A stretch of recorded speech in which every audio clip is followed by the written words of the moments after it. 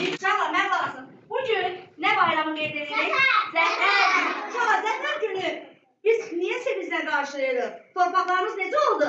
Düşməndən azad oldu, düzdür? Yaxşı uşaqlar, mənə cavab verin görün. Bizim vətənimiz necə adlanır?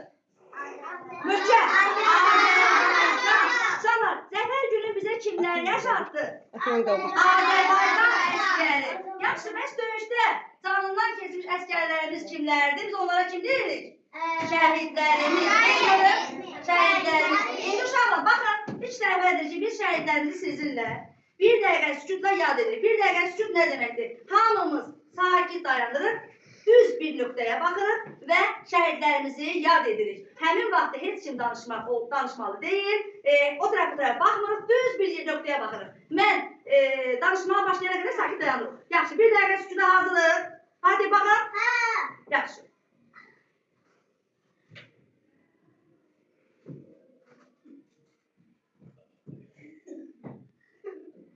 Allah bütün şəhidlərimizə rəhmət etsin. Uşaqlar, şəhidlərimiz bizdən ötürü, bizim torpaqlarımızdan ötürü canlarından keçir. Ona görə şəhidləri unutmaq olmaz. Xeyr, şəhidlər ölməz. Şəhidlər ölməz, vətən bölünməz. Uşaqlar, bax burada da yazımıza baxaq.